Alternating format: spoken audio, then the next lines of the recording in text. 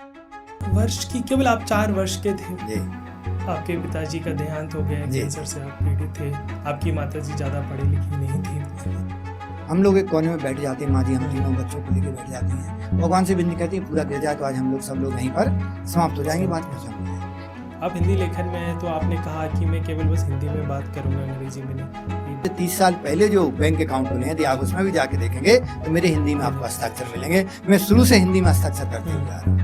धर्म को भी विज्ञान, या कहते हैं ना लोग कि साइंस है, ये तो साइंस है, कोई सी भी चीज़ है, तो आप भी क्या वैसी दृष्टिकोण से उसको देखते हैं? बिल्कुल बिल्कुल। ये देखिए, हमारे जो ऋषि थे वो ऋषि नहीं थे, वो वैज्ञानिक थे, लेकिन बहुत बड़ी सोच रखते थे। उनको मालूम था यदि हम आपसे कहें कि आप रोज स्नान करें, वैज्ञानिक काम है, स्वस्थ रहेंगे, तो आप नहीं करेंगे। लेकिन यदि हम आपसे कहें कि धर्म से जुड़ा हुआ है, तो क्या है, पुराना जो हमारा व्यक्ति है वो धर्म भी है। तो उनने क्या किया कि जो भी स्वास्थ्य और विज्ञान से संबंधित चीजें थी उनको धर्म से जोड़ा।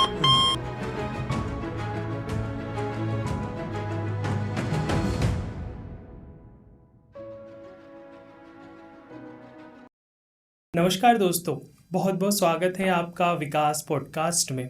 आज का हमारा जो पॉडकास्ट है बहुत ही इंटरेस्टिंग होने वाला है, क्योंकि आज हमारे साथ पॉडकास्ट में मौजूद है नरेश तिवारी जी, जो कि वर्तमान में सैम ग्लोबल यूनिवर्सिटी के वाइस चांसलर हैं। और एक विज्ञान की एक अलग कहानी रही है, जीवन का एक लंबा संघर्ष रहा है, बचपन का जो संघर्ष रहा है उसके विषय में आज हम जानेंगे कि 4 वर्ष की उम्र में पिताजी को खो दिया, 8 वर्ष की आयु से काम करने लगे, 11वीं कक्षा में आते आते बच्चों को कोचिंग देने लगे। तो ये सब कहानी आज हम उनसे जानेंगे। तो बहुत बहुत स्वागत है आपका नरेश तिवारी जी। नमस्कार, और सभी साथियों को, सुनने वालों को भी मेरा बहुत बहुत नमस्कार। 4 वर्ष की, केवल आप 4 वर्ष के थे, जी आपके पिताजी का देहांत हो गया, कैंसर से आप पीड़ित थे। आपकी माताजी ज़्यादा पढ़ी लिखी नहीं थी, उन्होंने संघर्ष करके आपको पढ़ाया। तो वो दौर कैसा था, मैं थोड़ा विस्तार से जानना चाहूँगा। देखिए, यदि हम देखें उस दौर में यदि हम जाते हैं तो मैं प्रथम कक्षा में था। वो भी मैंने क्या है, बाबूजी से अपनी जिद की। बाबूजी कह रहे थे 1 साल बाद आपका नाम लिखवाएंगे स्कूल में जी। लेकिन मैं जीने पे लेट गया कि नहीं बाबूजी, इसी साल मेरा नाम लिखवाना है। बाबूजी मेरा नाम लिखवाने गए और जून में मेरा प्रवेश होता है, सितंबर में हमारे बाबूजी का देहावसान हो जाता है। तो मैं प्रथम क्लास में ही था, बाबूजी चले जाते हैं। घर का खुद का मकान भी नहीं रहता है। माँ भी जो है वो चौथी तक पढ़ी रहती हैं, ज़्यादा पढ़ी नहीं रहती हैं। मेरी 2 बहनें भी रहती हैं। एक बहुत बड़ा भीषण संकट एक प्रकार से आ जाता है, और जो हमारी पूंजी थी वो पिताजी के इलाज में ख़त्म हो गई थी। और जो उनके संग व्यापार करते, लेकिन जो साथ में लोग थे, उन्होंने जो पैसा वगैरह था वो भी अपने ले लिया, हम लोगों को कुछ नहीं मिल पाया। फिर माताजी ने मजदूरी करना शुरू किया और उस संघर्ष के दौर में हम लोगों ने रखा। लेकिन माताजी का एक उद्देश्य था कि हम नहीं पढ़े हैं, जिसका आज हम ये कारण हमें बहुत तकलीफ हो रही है, हम अपने बच्चों को जरूर पढ़ाएंगे। तो उन्होंने हमारी और हमें और हमारी बहनों से कहा कि बेटा कुछ भी हो जाए, कितनी भी परिस्थितियाँ आए, तुम्हें पढ़ाई जारी रखना है और अपनी पढ़ाई करना है। जब ये पढ़ाई चल रही थी, धीरे धीरे हम लोग पढ़ते रहे। शुरू में तो कुछ नहीं कर सकते क्योंकि बहुत छोटे थे। फिर मेरे अम्मा जी का एक नानी थी, उनका एक मकान था। तो हमारे नाना जी ने कहा कि उसमें आप लोग रहने लगो। लेकिन उनके जो कुछ लोग थे, उन्होंने इस प्रकार बहलाए के दिए रहेंगे तो घर में वो कर लेंगे, तो वो भी बहुत परेशान करने लगे हम लोगों को। एक वाक्य मैं बताता हूँ, जो वाक्य बहुत ही कहना चाहिए अपने आप में बहुत ही महत्वपूर्ण है। मैं 6वीं में पढ़ रहा था, बारिश का समय था। उस समय बारिश बहुत तेज होती थी। मैं जिस कमरे में रहता था, एक ही कमरा था जिसमें हम लोग रहते थे, उसको सुधरवा भी नहीं रही थी अम्मा जी की नानी, क्योंकि वो चाह रही थी यहाँ से जल्दी लोग चले जाएं। बारिश होती है, पूरा एक दीवार धराशायी हो जाती है। हम लोग एक कोने में बैठ जाते हैं, माँ जी हम तीनों बच्चों को लेके बैठ जाती हैं। भगवान से विनती करती है पूरा गिर जाए तो आज हम लोग सब लोग यहीं पर समाप्त हो जाएंगे, बात खत्म हो जाए। एक छोटे से पत्थर पे वो छत खड़ी रहती है।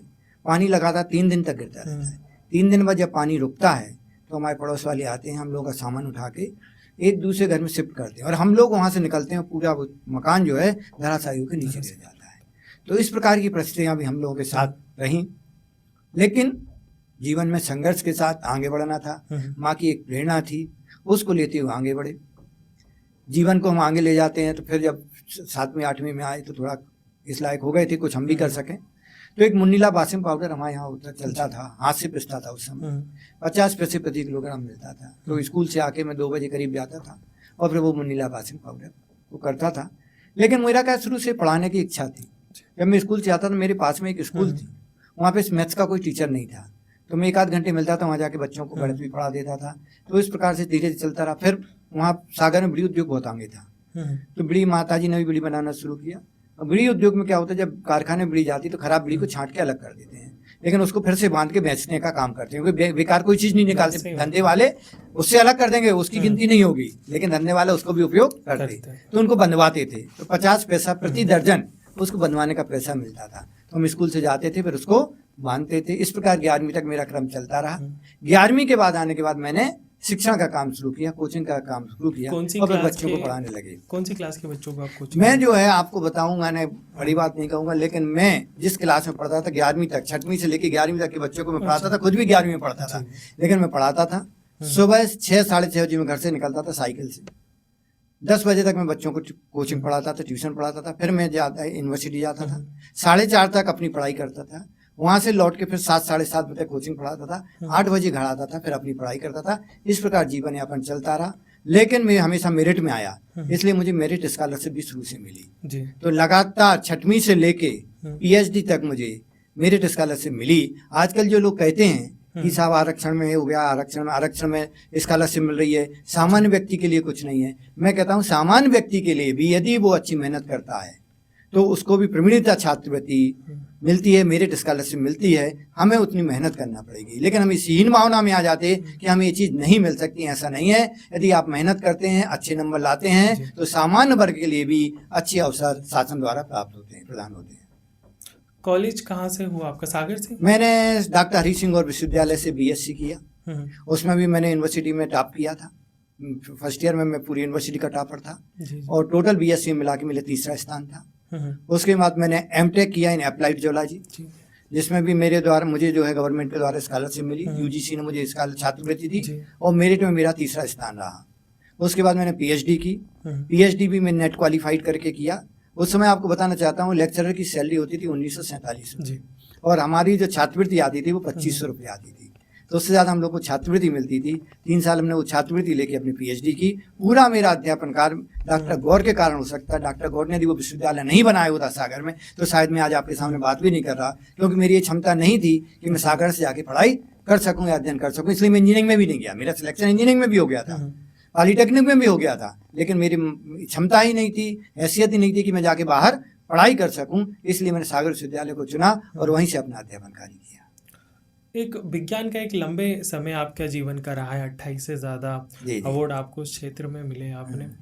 क्या आपने वहाँ रहते हुए आपने क्या उसमें मेजर चेंजेस करे जो आपको लगता था कि ये विज्ञान के क्षेत्र में बदलाव ज़रूरी है, शिक्षा के क्षेत्र में ये बदलाव ज़रूरी है? देखिए, विज्ञान के क्षेत्र में जब मैं वैज्ञानिक बना 1987 की बात है, एक बहुत ही सबसे ज़्यादा महत्वपूर्ण फील्ड आया था रिमोट सेंसिंग एंड GIS। उस समय आया फील्ड था, और इसमें मेरी PhD मध्य प्रदेश की दूसरी PhD थी। मैंने इसमें PhD की। और एक लिनियामेंट एनालिसिस होता है। क्या होता है, जो पृथ्वी है इसमें दरारें होती हैं जो हमें अपनी आंखों से दिखाई नहीं देती हैं, लेकिन यदि हम सैटेलाइट डाटा से देखते हैं तो वो हमें दिखाई देती हैं। उनका एनालिसिस करने से हम या तो ग्राउंड वाटर की स्थिति बहुत अच्छे से निकाल सकते हैं। इसी प्रकार कहाँ मिनरल्स हैं उनका भी मिनरलाइजेशन का भी अध्ययन किया जा सकता है। जब मैंने उसमें अपनी PhD का कार्य किया तो पूर्व बनेरा एरिया है राजस्थान में, वहाँ जब मैं काम कर रहा था तो मैं फील्ड में काम करते चला जा रहा था। एक जगह मैं सडनली देखता हूँ कि डायरेक्शन चेंज हो गई। मैंने कहा ये क्या हुआ? फिर मैंने उसका स्टडी किया तो मुझे पता चला यहाँ लेड और जिंक मिनरल है। मैंने वहाँ डिस्कवरी की लेड मिनरल है, उसके लिए मैंने पेपर पब्लिश किया और सरकार को बताया जो वहाँ MECL माइनिंग कर रही है। उन सब के आधार मुझे यंग साइंटिस्ट अवार्ड का सम्मान दिया गया। इसके बाद आगे चला तो मैंने चैलेंज बहुत लिए। मैं बहुत चुनौतियाँ लेने के लिए बड़ा मजा आता था मुझे। मेरे डायरेक्टर जनरल थे डॉक्टर राम प्रसाद जी। उस समय IT आया हुआ था, कोई कंप्यूटर नहीं जानता था, इंटरनेट तो शुरुआत थी। तो मैपकास्ट में इंटरनेट की स्थापना होना थी। कई लोगों से उन्होंने पूछा कि आप लोग कुछ कर पाएंगे, सब लोगों ने हाथ डाल दिए। उन्होंने मुझे बुलाया, जबकि मैं आपको बताऊँ PhD तक मैंने कंप्यूटर देखा नहीं था। यहीं आके मैंने कंप्यूटर देखा था। मैनेट से मैंने फोरट्रान में पहला कोर्स किया था। मैंने कहा ठीक है मैं करूँगा। मैंने पहला इंटरनेट इस भोपाल में मैं लाया, और मैंने इंटरनेट लाने के बाद रिमोट लॉगिन जो आज बात करते हैं, रिमोट लॉगिन की हमने उस समय बात की। मैपकास्ट से लेके विज्ञान भवन से एकेडमी ऑफ एडमिनिस्ट्रेशन में रिमोट लॉगिन के आधार पर कॉन्फ्रेंस आयोजित कराई, और मैंने लोगों को इंटरनेट की सुविधाएं इस यहाँ पर उपलब्ध कराई। पहली वेबसाइट इस मध्य प्रदेश की मेरे द्वारा बनाई गई। मैंने 32 डिपार्टमेंट की वेबसाइट बनाई। 32 डिपार्टमेंट का मैं टेक्निकल आपका आईटी का सलाहकार रहा, फॉरेस्ट डिपार्टमेंट वहाँ पे आईटी की जो भी सिस्टम आना कैसे होना वो सबका कार्य मैंने किया। तो इस प्रकार से मैं देखिए रिमोट सेंसिंग में था, अप्लाइड ज्योलॉजी से पढ़ा हुआ था, लेकिन मैं किस में आ गया, कंप्यूटर में। लेकिन मैंने एक चीज सोची, यदि मैं कंप्यूटर फील्ड में तो मुझे मास्टरी भी होना चाहिए। तो मैं पीएचडी करने के बाद मैंने भोज विश्वविद्यालय से एमसीए भी किया, क्योंकि मैं कंप्यूटर में काम करने लगा था। और इसी कंप्यूटर में काम करते हुए मैंने कंप्यूटर में करीब 30 पुस्तकों का प्रकाशन किया। मैंने रिमोट सेंसिंग में तो मैंने काम किया, लेकिन कंप्यूटर में, और मैंने सबसे ज्यादा काम किया भौगोलिक सूचना प्रणाली हिंदी में तकनीकी लेखन का। क्योंकि सब एक भ्रांति होती है कि तकनीकी टेक्नोलॉजी केवल अंग्रेजी में चल सकती है, हिंदी में तो साहब हो ही नहीं सकता, या होगा तो इतना क्लिष्ट होगा कि लोग उसको समझ ही नहीं पाएंगे। मैंने बोलचाल की भाषा में तकनीकी लेखन किया। इसके लिए मुझे तकनीकी हिंदी लेखन से भी कई बार संघर्ष करना पड़ा। वो कहते नहीं, आप क्लिष्ट जो हमारे पर्यायवाची शब्द हैं वही यूज करिए। हमने कहा नहीं, हम जो बोलचाल के शब्द हैं उन्हीं को यूज करेंगे। और आपको बताते मुझे खुशी हो रही है, जो भौगोलिक सूचना प्रणाली मेरी पुस्तक थी वो 1 साल में 1 लाख प्रतियां उसकी बिकी थी, और उस पुस्तक को 5 राष्ट्रीय पुरस्कार भी प्राप्त हुए। आप हिंदी लेखन में आए तो आपने कहा कि मैं केवल बस हिंदी में बात करूंगा, अंग्रेजी में नहीं, ये बात सही है क्या? हाँ, मेरा क्या है, देखिए मैंने अंग्रेजी में भी बहुत काम किया है, अंग्रेजी में मैंने पुस्तकें लिखी है, करीब मेरी 25 शब्द। लेकिन एक समय के बाद अब मैंने विचार किया कि मैं इस देश में रहता हूँ, ठीक है, जब मेरी मजबूरी थी कि एक समय रहता है कि जब हमें जीवन यापन करना है तो हमें कुछ मान्यता देती है, क्योंकि समाजवाद होता है कि हम अपने हिसाब से चल सकते हैं। तो अब मैंने विचार किया है कि अब मैं जो बातचीत करूंगा या काम करूंगा वो हिंदी में करूंगा। आपको बता दूं, हिंदी हस्ताक्षर की बहुत बात होती है। आप मेरे आज से नहीं, आज से 30 साल पहले जो बैंक अकाउंट खुले हैं, यदि आप उसमें भी जाके देखेंगे तो मेरे हिंदी में आपको हस्ताक्षर मिलेंगे। मैं शुरू से हिंदी में हस्ताक्षर करते हुए आ रहा हूँ। तो हिंदी का प्रेम तो अंदर से शुरू से है, लेकिन जहाँ पे आवश्यकता पड़ी वो करते हैं। लेकिन अभी आपको बताएं, यूके में मेरा इंटरव्यू हुआ, London school of digital business, जिसने मुझे vice chancellor of the year 2025 international vice chancellor of the year का अवार्ड दिया है। उसके आधार पर वहाँ पे इंटरव्यू हुए थे जो यूरोप पे उपलब्ध हैं। हमारे यहाँ के 3 या 4 और वाइस चांसलर उसमें से चयनित हुए हैं। उन सबके इंटरव्यू आपको देखेंगे अंग्रेजी में मिलेंगे, लेकिन मैंने उस यूके में भी अपना जो साक्षात्कार है वो हिंदी में दिया। तो मैं कोशिश कर रहा हूँ जितना हो सके हिंदी में कार्य करूँ। आप तो धार्मिक व्यक्ति भी हैं और विज्ञान के भी ज्ञाता हैं, तो आप क्या धर्म को भी विज्ञान, या कहते हैं ना लोग कि साइंस है, ये तो साइंस है, कोई सी भी चीज़ है, तो आप भी क्या वैसी दृष्टिकोण से उसको देखते हैं? बिल्कुल बिल्कुल। ये देखिए, हमारे जो ऋषि थे वो ऋषि नहीं थे, वो वैज्ञानिक थे, लेकिन बहुत बड़ी सोच रखते थे। उनको मालूम था यदि हम आपसे कहें कि आप रोज स्नान करें, धार्मिक काम है, तो आप नहीं करेंगे। ये वैज्ञानिक काम है, स्वस्थ रहेंगे तो आप नहीं करेंगे। लेकिन यदि हम आपसे कहें कि धर्म से जुड़ा हुआ है, तो क्या है, पुराना जो हमारा व्यक्ति है वो धर्म भीरू था। तो उनने क्या किया कि जो भी स्वास्थ्य और विज्ञान से संबंधित चीजें उनको धर्म से जुड़ा। जैसे हम घर में कहते हैं तुलसी लगाइए, तुलसी का पौधा हमने धार्मिक का उसकी पूजन करिए, लेकिन क्यों करिए, उसके पीछे बहुत बड़ी विज्ञान है। तुलसी के पीछे आपको मालूम, तुलसी को यदि आप तोड़ेंगे तो उसमें आपको देखेंगे आयोडीन है अंदर, आपको वैज्ञानिकरण मिलेगा। आप उसके अंदर आयोडीन, आप सोचिए आयोडीन की कमी से गैंग्रीन हो तो हम कहते हैं नमक में आयोडीन, कोई जरूरत नहीं है। आप तुलसी के 2 पत्ते डेली, चबाना नहीं है लेकिन उनको निगल जाइए या चूस लीजिए, आप देखिए आपको कितना फायदा होता है। एंटीबायोटिक है, उसके चारों तरफ कीड़े नहीं आते हैं। तो हर चीज के पीछे हमारा विज्ञान है। यदि हम कोई भी चीज को उठाएं जिसको हम कहते हैं कि नहीं ये तो हमारी रूढ़िवादी है, कुरीति है, वो कुरीति नहीं है, उनके पीछे विज्ञान छिपा हुआ है, उसको खोजने की हमें आवश्यकता है। हर धर्म में हमारे धार्मिक चीजें जितनी भी हैं उनके पीछे विज्ञान है। इवन जो मंदिर बनता है हमारा, तो आप देखते हैं अपन मंदिर को ऐसा क्यों बनाते हैं, क्योंकि जब मंदिर के अंदर जाएं तो ऊंचा रहता है, तो शुद्ध वायु आपकी मिलेगी, तो आपको शुद्ध ऑक्सीजन वहां पे मिल जाएगी। पिरामिड की आज बात होने लगी, आज हर आदमी कहता है पिरामिड में चलो, पिरामिड में चलो, पिरामिड में बैठिए, अध्यात्म करिए, लेकिन हमारा धर्म पहले से कहता आ रहा है। तो हमारा धर्म और विज्ञान तो साथ साथ ही चल रहा है, अध्यात्म के बिना कुछ नहीं। वास्तु शास्त्र का क्या महत्व है कि ये वस्तु ऐसी रखनी चाहिए, सोते समय हमें पैर किस दिशा में रखना चाहिए, इसका भी क्यों देखिए क्या है, आपको मालूम है ये पृथ्वी जो है इसमें भी चुंबक है जी, ये घूम रही है। तो यदि आप में भी चुम्बक है जी, आपके शरीर में भी चुंबकत्व है, यदि आपकी चुम्बक, और आपको मालूम है पॉजिटिव ध्रुव तो एक दूसरे को विकर्षित करते हैं, यदि नेगेटिव ध्रुव तो एक दूसरे को आकर्षित करते हैं। तो यदि मान लीजिए आप उसी डायरेक्शन में सोते हैं जहां आपका नॉर्थ आ जाता है और पृथ्वी का साउथ आ जाए, एक दूसरे को अट्रैक्ट करेंगे, जब अट्रैक्ट करेंगे तो आपके ब्लड सर्कुलेशन बढ़ेगा, तो आपको तकलीफ होगी। तो देखिए ना, इसके पीछे विज्ञान है जी जी। तो वास्तु में भी कई चीजें ऐसी हैं जो विज्ञान को लेके चल रही हैं, क्योंकि हर जगह एनर्जी अलग अलग है, जी। तो उस एनर्जी को कैसे हम अपने अंदर समाहित कर सकते हैं, उनको लेते हुए काम करते हैं। एक युवा की दिनचर्या आपके हिसाब से कैसी होनी चाहिए? देखिए, आज का जो युवा है हम्म, वो भौतिकवाद में बहुत तेजी से बढ़ रहा है। हम पश्चिम संस्कृति की ओर जा रहे हैं। मैं आज कहता हूं कि हमें स्वतंत्र हुए 75 वर्ष हो गए, लेकिन मैं आज भी कहता हूं कि हम मानसिक रूप से गुलाम हैं, क्योंकि अंग्रेजों ने यहाँ पे जो आघात किया है उससे हम अभी भी गुलामी से मुक्त नहीं हो पा रहे। धीरे धीरे हो रहे हैं। मैं धन्यवाद देता हूँ इस शासन का कि इस शासन काल में माननीय मोदी जी ने कुछ चीजें ऐसी की हैं। आप देखिए, जो आप अभी बात कर रहे थे हिंदी अंग्रेजी की, आपको बताऊं 2014 के पहले यदि किसी कॉन्फ्रेंस में हम जाते थे और यदि हमने हिंदी में बात की तो लोग हंसते थे, इंटरव्यू में आपका सिलेक्शन चयन नहीं होता था। लेकिन 2014 के बाद परिस्थितियां बदली हैं। आज स्टेज पे जो आदमी हिंदी नहीं बोल पाता वो खड़ा होता है, माफी मांगता है कि मुझे हिंदी अच्छे से नहीं आती इसलिए मैं अंग्रेजी में भाषण दे रहा हूँ। पहले उल्टा होता था, मुझे अंग्रेजी अच्छी नहीं आती इसलिए मैं हिंदी में बात कर रहा हूँ। तो एक जो हमारी जो मानसिक गुलामी थी वो आज भी है। आज भी हम पश्चिम सभ्यता की ओर बढ़ रहे हैं, हम पूर्व की ओर नहीं आ रहे। हमारा युवा भी उस पश्चिम में घुमा हुआ है और उसके सबसे बड़ा काम सोशल मीडिया करता है। सोशल मीडिया में अच्छी चीजें भी है, मैं नहीं कह रहा हूँ कि सोशल मीडिया खराब ही है। सोशल मीडिया में बहुत अच्छी अच्छी चीजें हैं, लेकिन उन अच्छी चीजों को हम नहीं देख रहे। हम उन चीजों को देख रहे हैं जो हमें थोड़ी देर के लिए क्षणिक सुख देती हैं, लेकिन वो क्षणिक सुख जीवन का सुख नहीं हो सकता है।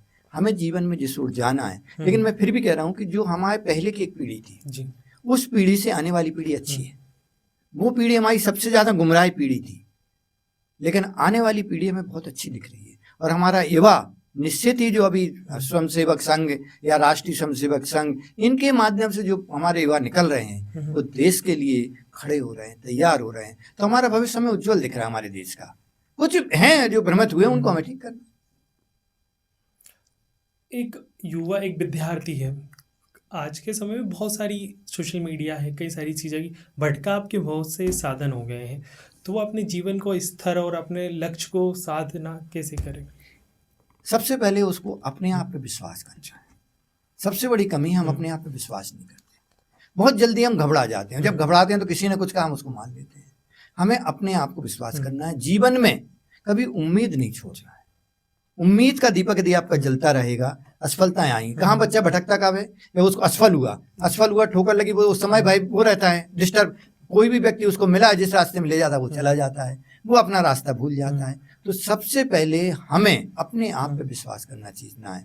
यदि हम अपने आप पे विश्वास करेंगे तभी हम दूसरे पे विश्वास कर सकते हैं, तभी हम ईश्वर पे विश्वास कर सकते हैं। सबसे बड़ी आज ईश्वर पे विश्वास जो नहीं कर रहा है, कारण क्या है? वो अपने आप पे विश्वास, क्योंकि हमारे अंदर भी तो वही है। वही परमात्मा तो हमारे अंदर है, वही परमात्मा आपके अंदर है, वही परमात्मा उस युवा के अंदर है। इस चीज को समझना होगा और ये मानना पड़ेगा कि ये प्रकृति, ये नेचर, ये प्रभु जो कर रहे हैं वो आपके भले के लिए कर रहे हैं। यदि आप असफल भी हो तो उसके पीछे भी कुछ ना कुछ आपका भविष्य में फायदा जुड़ा हुआ है। इन चीजों को उसको समझना होगा। आज सबसे बड़ा दिक्कत है हमारा बच्चा बहुत जल्दी अवसाद में जा रहा है, हमारा युवा, और आत्महत्या की ओर बढ़ रहा है। ये बड़े दुर्भाग्य की बात है, क्योंकि अध्यात्म की कमी हो रही है। आज हमें बच्चों को योग और अध्यात्म की ओर जाना भी जरूरी है। हमें थोड़ी साधना की भी आवश्यकता है, थोड़ी मनन और चिंतन की भी आवश्यकता है। मैं कहता हूँ हर व्यक्ति को रात्रि में सोने के पहले 5 मिनट दिन भर में क्या काम हुआ, क्या घटनाएं घटी, उनके लिए मनन करना चाहिए और उसमें देखना चाहिए क्या अच्छा हुआ, क्या बुरा हुआ। फिर हम क्या करते थे, किसी ने हमारे साथ बुरा कर दिया, हम उसको लेके बैठ जाते, नहीं, ईश्वर ने था इसलिए उसने कर दिया है, मानो वो भी अच्छा है, हम भी अच्छे हैं। यदि इस भावना से चलेंगे तो हमारे कभी मानसिक तनाव नहीं आएगा। आज देख रहे हैं 35 साल के 40 साल के बच्चे को अटैक आ रहा है। क्यों आ रहा है? क्योंकि वो इतने ज्यादा मानसिक तनाव के साथ जी रहा है, इतने लोगों से द्वेष की भावनाओं के लिए के साथ जी रहा है। क्या है कि द्वेष की भावना भाई? यदि किसी ने कुछ कह दिया उसको भूल जाइए, अच्छी चीजें याद रखिए। लेकिन दुर्भाग्य हमारा ये है कि यदि एक व्यक्ति 99% अच्छा करता है, 99 चीजें अच्छी करता है, लेकिन यदि वो एक चीज गड़बड़ कर देता है तो हम एक चीज को ध्यान रखते हैं, वो 99 चीजों को भूल जाते हैं। तो हमें लोगों की अच्छी चीजें देखना है और हमें अपनी बुरी चीजें देखना है। आप समझ रहे हैं ना? दूसरों की अच्छाई और अपनी बुराई जब हम इसको देखने लगेंगे तो अपने आप देखना युवा भी हमारे बहुत अच्छी रास्ते पे पहुंच जाए। सफल हो जाते हैं कई लोग, फिर हार मान जाते, तो उससे मोटिवेट होके आगे देखिए, मैं इसके लिए कई कहानी सुनाता हूँ जी। एक कहानी यहाँ भी बताता हूँ आपको, छोटी सी कहानी है। एक राजा के दरबार में एक साधु आता है, जी। उसको एक बहुत सुंदर पत्थर देता है हम्म, कि इसकी बढ़िया मूर्ति बना के अपने यहाँ स्थापित करना। वो सबसे अच्छा कारीगर चुनता है और उस कारीगर से कहता है कि हम आपको मुंह मांगी मुद्राएं देंगे, इसकी सुंदर मूर्ति बनाएंगे। जी। वो उसको ले जाता है, एक बार हथौड़ा मारता, 2 बार हथौड़ा, 49 बार हथौड़ा मारता, लेकिन वो पत्थर नहीं टूटता है। वो हार के क्या करता है, वापस आ जाता है। कहता है भगवान प्रभु राजा जी, इससे हम मूर्ति नहीं बना सकते, पत्थर ही नहीं टूटता है। राजा कहते ठीक है, यहाँ का जो लोकल कारीगर है अपना उसको बुलाओ। वो आता है, वो एक पत्थर मारता है, पत्थर एक हथौड़ा मारता है, पत्थर टूट जाता है। क्या पत्थर एक हथौड़े से टूटा है? नहीं, जो 49 हथौड़े पहले पड़े थे उसके कारण ये जब 50वां हथौड़ा पड़ा पत्थर टूट गया। तो हमारा युवा भी क्या करता है कि 49 बार प्रयास करता है, लेकिन जब वो सफलता पर पहुंचता है वहीं रुक जाता है। तो हमें तब तक नहीं रुकना जब तक हम मंजिल पर नहीं पहुंच पाए। यदि अब्दुल कलाम का हम उदाहरण लें, अब्दुल कलाम भी क्या सीधे सफल हो गए थे? नहीं। Indian school of science Bangalore ने उनके लिए अयोग्य घोषित कर दिया था कि आप इस प्रोफेसर की पोस्ट के लिए योग्य ही नहीं है, लेकिन उन्होंने मेहनत की, मिसाइल मैन बने, राष्ट्रपति बने। फिर उसी आईएससी ने उनको आमंत्रित किया कि आप हमारे यहाँ आए और हमारे प्रोफेसरों को पढ़ाएं। तो देखिए, असफलता तो सबके साथ है। जितने महान पुरुष हैं आप उठा लीजिए, ऐसा कोई नहीं है जो कि असफल ना हुआ। यदि कोई व्यक्ति सफल होता है जीवन भर, तो वो कभी बड़ा आदमी बन ही नहीं सकता। जिसके साथ असफलता जुड़ी है वही बड़ा आदमी बना है। असफलता हमें सिखाती है, सफलता हमें कभी सिखाती नहीं। तो उस असफलता से हमें सीखना है और फिर आगे रास्ता चुनना है। जब तक नहीं रुकना है, जब तक मंजिल ना मिल जाए। आज मैं आपके सामने बैठा हूँ, क्या ऐसे ही आ गया? मुझे भी बहुत असफलताएं मिली। जब मैं एमपी काउंसिल में नौकरी कर रहा था, ऐसा भी स्थिति आई कि उन्होंने मुझे निकाल दिया, मुझे कोर्ट भी जाना पड़ा, कोर्ट से भी संघर्ष करना पड़ा। तो असफलताएं तो हर व्यक्ति के जीवन में एक मान के लिए चोली दामन का साथ है। ऐसा कोई व्यक्ति जीव नहीं है जो असफल ना हुआ हो, और जो असफल नहीं हुआ है वो आपको कभी भी चोटी पे दिखेगा ही नहीं। चींटी आप देखिए दीवार पे चढ़ती है, 2-3 कदम चढ़ती है, 2 कदम नीचे आती है, 3 कदम चढ़ती है, 2 कदम नीचे, लेकिन कब रुकती है? जब वो चोटी पे पहुंच जाती है। तो हमारे युवाओं से भी यही आह्वान है कि हमें जब तक नहीं रुकना, जब तक हम अपनी मंजिल पर ना पहुंच जाए। स्वामी विवेकानंद जी के विचारों से प्रभावित होकर व्यक्तित्व का विकास कैसे किया जा सकता है? देखिए, स्वामी विवेकानंद अपने आप में एक अद्वितीय चीज थे। कहना चाहिए इस देश का दुर्भाग्य ऐसा है कि जितने भी अच्छे लोग हुए वो ज्यादा उम्र नहीं ले पाए, कम उम्र में ही चले गए। यदि वो एक अच्छी उम्र लेते तो न जाने इस देश को कहाँ ले जाते। और उन्होंने सिर्फ युवाओं का कई आह्वान किए। उन्होंने भी कहा है कि रुको मत जब तक अपनी मंजिल प्राप्त ना कर लो। वही बात मैं कह रहा हूँ। उन्होंने जो कुछ चाहिए उस समय भी हिंदी में जाके भाषण दिए जी शिकागो में। और प्रिय बहनों और भाइयों, ये जो शब्द हैं, जो भाग्नियों बंधुओं की हम बात करते हैं, वो देखिए पूरे विश्व को कैसे हम एक साथ लेके चल सकते हैं, कैसे पूरा विश्व हमारा वसुधैव कुटुंबकम की भावना है, वो सब उनने स्वामी विवेकानंद का तो एक एक वाक्य, एक एक कदम हमारे लिए प्रेरणा का स्रोत है। एक लंबा विज्ञान के क्षेत्र में भी अनुभव रहा, जैसे कि आपने बताया। तो फिर आपने विज्ञान का क्षेत्र छोड़ के आप शिक्षा के क्षेत्र में आ गए, ये क्या कहानी? ये बहुत अच्छा प्रश्न किया आपने।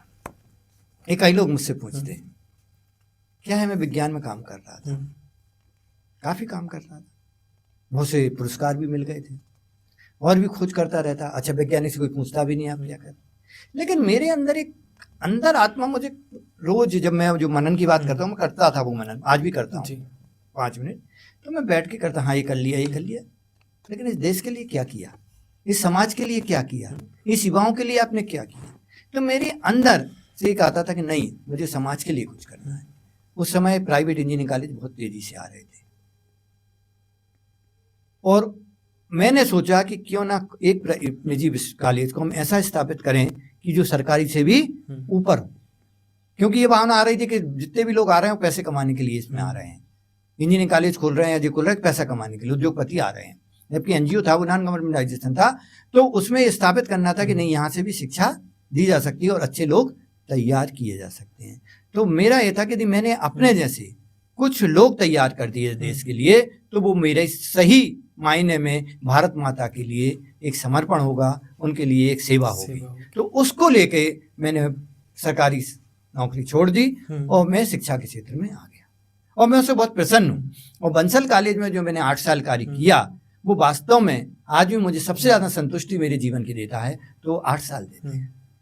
लेकिन मेरा यही कहना है कि इतने निजी विश्वविद्यालय आ रहे हैं, वो निजी विश्वविद्यालय को भी सोचना पड़ेगा कि हम डिग्रीधारी ना पैदा करें, हम ज्ञानधारी तैयार करें। आज सबसे बड़ी समस्या है कि डिग्रीधारी तो बहुत तैयार हो रहा है लेकिन ज्ञान नहीं है। आज कक्षाओं में बच्चा आना नहीं चाह रहा। ये कितनी बड़ी समस्या है, मुझे अंदर से कष्ट देती है कि जब बच्चा कक्षा में नहीं आएगा तो ज्ञान नहीं लेगा, वो डिग्री लेके कागज का टुकड़ा लेके क्या करेगा। तो शिक्षा के क्षेत्र में हमें ये करना पड़ेगा कि हम शिक्षा वास्तव में उस व्यक्ति को सक्षम बनाने के लिए हो, इस प्रकार की शिक्षा का हम कार्य कर सकें। अंत में आप हमारी युवा पीढ़ी को, यूथ को, आगे वाली जो जनरेशन है उसको क्या कहना चाहें? मैं युवाओं को कहना चाहता हूँ कि बेटा बहुत बड़े प्रोफेशनल तुम बन जाओगे, उसमें कोई दो मत नहीं है। तुम मेहनत करोगे, सफल होगे, मल्टीनेशनल कंपनी में चले जाओगे, विदेशों में चले जाओगे, पलायन कर जाओगे इस देश से। तो सबसे पहले तो कोशिश करो कि हम इस देश के लिए काम करें। दूसरा, हम सबसे पहले एक अच्छे इंसान बने। सबसे ज़्यादा कमी होती है कि जब आदमी बड़ा बन जाता है तो इंसानियत भूल जाता है।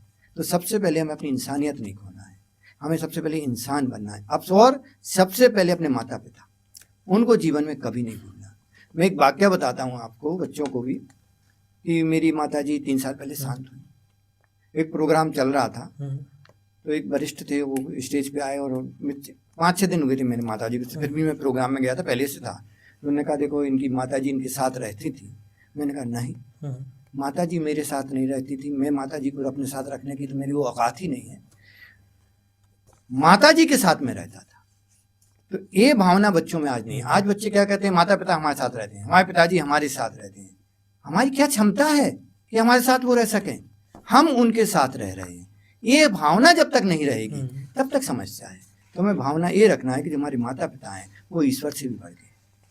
यदि हमने माता पिता को कष्ट दिया, ईश्वर भी आपका साथ कभी नहीं देगा। तो उन माता पिता का हमें आदर करना, सम्मान करना, समाज के प्रति अपना उत्तरदायित्व निभाना और इस राष्ट्र के लिए यदि आवश्यकता पड़े तो जीवन निछावर कर देना, ये मन में भावना रख के आगे बढ़ना। ये कभी नहीं सोचना कि हमारे बाजी वाला भगत सिंह बनेगा, हमें बनने की आवश्यकता नहीं। सबसे पहले भगत सिंह हम ही बनेंगे, इस भावना के साथ आगे बढ़ना। यदि ईश्वर, आज भी मैं 60 साल 61 साल का हूँ, लेकिन यदि मुझे कभी भी अवसर मिले कि मुझे इस राष्ट्र के लिए समर्पित होना है तो मैं सबसे पहले उसको चुनूंगा, दूसरी चीज़ को नहीं चुनूंगा। इस राष्ट्र के लिए यदि मैं समर्पित हो गया तो मेरा जीवन धन्य हो गया। बहुत कुछ जाना आज के पॉडकास्ट में हमने। विज्ञान के क्षेत्र में जाना, शिक्षा, धर्म और विज्ञान के विषय में जाना। आपके जीवन का एक लंबा अनुभव रहा। मुझे लगा कि किसी और रोज भी इस पे विस्तार से चर्चा होना चाहिए। मुझे लगता है कि अपार संगम जैसी चीज़ें हैं इसके अंदर और जानना चाहिए। फिर भी बहुत कुछ सीखा, जाना, यूथ ने बहुत कुछ जानेंगे जब इस पॉडकास्ट को देखेंगे। अगले फिर किसी पॉडकास्ट में विस्तार से, अगले पॉडकास्ट में हम भारतीय ज्ञान परंपरा पे बात करेंगे। अगले पॉडकास्ट में आपके साथ हम विस्तार से ज्ञान परंपरा पर चर्चा करेंगे। जब तक के लिए आपका बहुत बहुत धन्यवाद। सभी को बहुत बहुत धन्यवाद। आपका भी बहुत बहुत धन्यवाद। आपने अवसर दिया और समाज के बीच में मैं अपनी बात रख सका। बहुत बहुत धन्यवाद। जय हिंद, जय भारत।